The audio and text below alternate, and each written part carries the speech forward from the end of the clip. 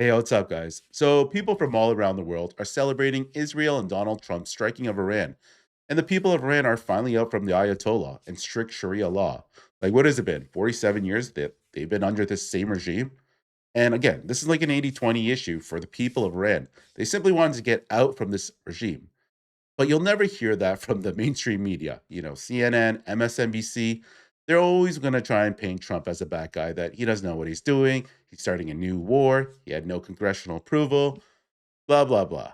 Anyways, listen to MSNBC's Rachel Maddow because you can clearly tell she still suffers from severe TDS. Maybe it's for oil, as the president daydreams himself into another 19th century war fantasy of conquering some foreign land he doesn't understand or care about, but he would like to rob them of their natural resources.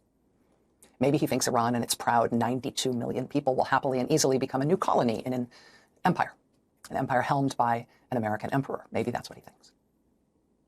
But as this now becomes the seventh country Trump has bombed just since being back in office for 1 year, cui bono? Who benefits? It seems like a disturbingly easy question to answer. Okay, so yeah, Rachel Maddow clearly still has TDS.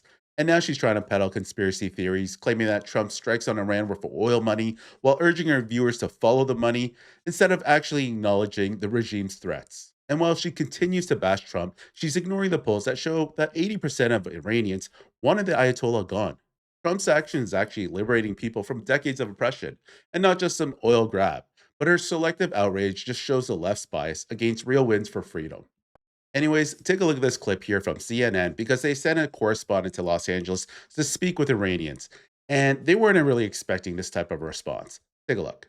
The largest Iranian populations outside of the Middle East. You see the gathering there behind her. Julia, how is the Iranian community responding?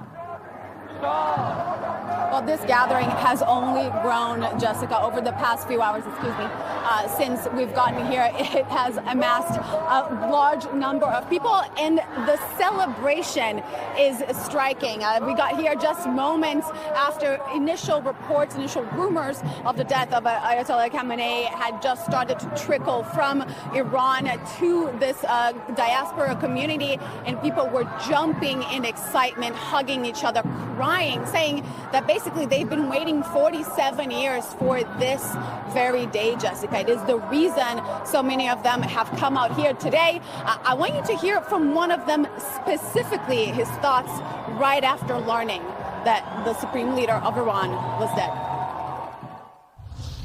When is the last time you saw people in Israel and Iran dancing on the streets in excitement? And when is the last time you've ever heard of a country coming out and dancing because they're excited that foreign powers are attacking them? Now, the name of Reza Pahlavi has been at the tip of people's tongues here, Jessica. So these are very much people who are pro-Shah. They want to see a leadership emerge from Reza Pahlavi. They're calling for him to take over the reins. And their hope, they've told me, is that he would then lead a temporary government and hold elections in Iran, hold a referendum in Iran so that the people could decide what would come next for their nation. Yeah, and so many Iranian people hoping for a regime change and that they can take back their government. A lot of questions about how that will happen, if it can happen. Okay, so when you see that clip, do you actually see Iranians upset that, Khomeini has been killed? No, because they wanted him gone. For the past couple months, thousands of protesters in Iran actually were getting killed, slaughtered. And now the people wanted change, and it wasn't just now too, they've always wanted change. And again, this number was about 80%. So Trump just basically gave Iranians what they wanted. Anyways, I want you to listen to this clip of Patrick Bet-David, who actually was born in Iran, and listen to what he says, because he actually gives pretty good firsthand knowledge on his whole experience with this regime. Take a look. The supreme leader of Iran, Ali Khamenei, is officially dead. They killed him. They found his body. Reports came in. Let me tell you why this is big. This is not killing a president. This is not killing a prime minister. This is not killing a king. You're killing the supreme leader of a religion. This is number 2 to God. They killed. And by the way, the last time the supreme leader was alive, I was in Iran. It was June 3rd, 89. When he died, Khomeini, I was in fifth grade at a school called Gulbenkian, and it was chaotic in Iran because their hero died. This guy didn't die. They killed him. By the way, according to reports, 81% of Iranians hate this regime. and they want it to be changed. Not 61%, not 51%, not 31%. Nearly 81% want this person to be gone, and he's gone. So what happens next? Trump killed Qasem Soleimani, reputation. Now he kills the supreme leader, combined with a couple different countries. How many people are on IRGC side? How many countries? Maybe a handful? Who's supporting them? Who? You don't think people are sitting there saying, well, about 180 countries are against you. Why? Because how many countries go around the world saying death upon America, death upon America, death upon infidels? Who says that? You don't think the president and his team wanted to negotiate with you guys to say, just say you're never going to have nuclear weapons? No, just for 3 years so you can be out and then we can get another Biden in and we can go out there and do all that stuff. So look, whether you're not happy about this because you're an anti-war person, which I totally get. No one wants war. I lived there as a kid. I saw people dying and no one wants that. It was the most anxiety, panic as a little boy. Nobody should experience that.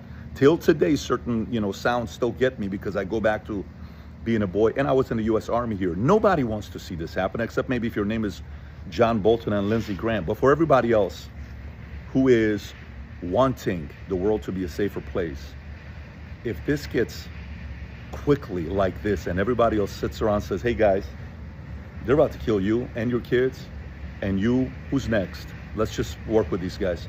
What do you want to do? Guys, we're done. Surrender.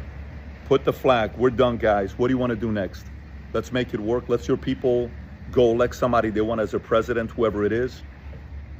Let's go back to having good diplomacy. Let's stop being the agent of chaos in the Middle East, and let's make it a safer place. So, very interesting day for me because I'll never forget June 3rd, 89. Never. I was 10 years old, about to be 11. So a great day for a lot of people that feel liberated, and none of this would have happened without President Trump. Many presidents have talked a big game. None of them had the brass to make the decision. You got to give him respect. While he's in the heat of moment with everybody saying you shouldn't do it, you shouldn't do this, they planned it out different than the way they did Venezuela, and they got Khamenei. Obviously, let's see what happens next. They could retaliate, but I think we will see fairly quickly what their next move is going to be. Okay, so yeah, great words from PPD. Again, he actually lived there, so he has firsthand knowledge of the country and this regime. That said, come Monday morning, the mainstream media is going to go complete apeshit on Trump, attacking him for strikes on Iran. They're going to start attacking him for the lack of congressional approval, even though Obama, 2011, 2013, Libya, Syria, no congressional approval. Or what about Biden? Continued drone attacks on Somalia and Yemen, no congressional approval. And 100% the mainstream media, they're going to start talking about the civilian casualties. I believe there were 100 girls near the strike base that were killed, and they're going to call this reckless and immoral. But 100%, this same mainstream media, they're going to completely ignore the daily executions that go on in Iran, the torture of protesters, and let's not forget the attacks on U.S. troops over the years, killing hundreds.